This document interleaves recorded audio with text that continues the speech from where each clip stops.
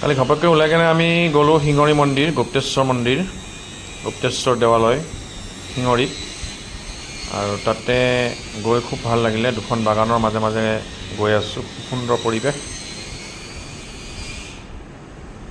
Main ৰোডৰ পৰা অকণমান সোমাই গৈ আমি এই শিঙৰি পালোঁ। শিঙৰি একচুৱেলি গুপ্তেশ্বৰ দেৱালয়। পৰিৱেশটো সুন্দৰ, ব্ৰহ্মপুত্ৰৰ পাৰত, ছাইডেৰে ব্ৰহ্মপুত্ৰ নৈখন বৈ গৈছে। এয়া মন্দিৰ ভাগ দেখুৱাইছোঁ, এয়া প্ৰৱেশদ্বাৰ। আৰু এই প্ৰৱেশদ্বাৰেৰে আচলতে প্ৰৱেশ কৰিব লাগে মন্দিৰ ভাগলৈ। আৰু তাতে ভিতৰত এটা শান্তিৰ সুন্দৰ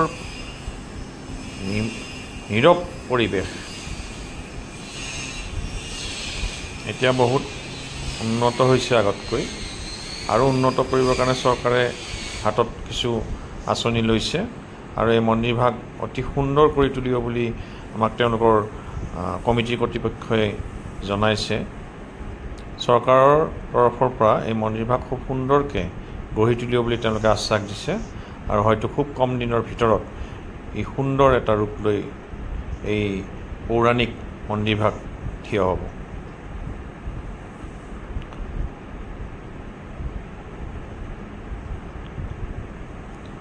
এই ফলকখন দেখিছে, ইয়াত আমাৰ মুখ্যমন্ত্ৰীৰ নামো আছে। এগৰাকী পূজাৰী।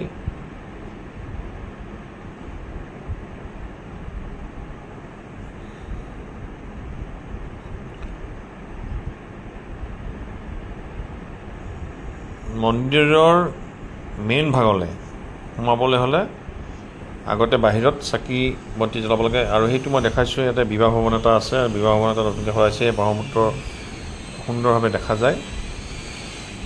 আৰু ইয়াতে এই লিংগ ভাগত যদি আপুনি গাখীৰ দিয়ে, ফুল বেলপাত যি দিয়ে, সেয়া সম্পূৰ্ণৰূপে ব্ৰহ্মপুত্ৰত পৰে।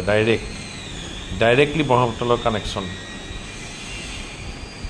তো ভাল লাগিল গৈ তাতে অকণমান সময় তাতে কটাব পাৰিলোঁ। সুন্দৰ পৰিৱেশ। সোমবাৰে সোমবাৰে বহুত ভক্তমান ৰাইজৰ ইয়াতে সমাগম হয়। আৰু বিশেষকৈ শাওণ মাহ বহু ভক্তমান ৰাইজৰ ইয়াতে আগমন হয়, তেওঁলোকে আমাক জানিব দিছে। আমিও গ'লোঁ। আচলতে সোমবাৰ নহয় যদিও গৈছোঁ। আমি ভাবিছোঁ কি এবাৰ দৰ্শন কৰি আহোঁ। গতিকে খুব সুন্দৰ লাগিলে। ইয়াত খনন কাৰ্য ইতিমধ্যে চলি আছে। নন্দীভিন্দিৰ এটা মূৰ্তি তাত তেওঁলোকে খনন কাৰ্যত পাইছে।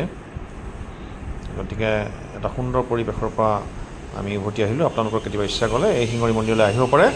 আৰু এটা ভাল পৰিৱেশত আপোনালোকে কিছু সময় কটাব পাৰে আৰু লগতে মহাদেৱৰ দৰ্শন কৰিব পাৰে। ধন্যবাদ।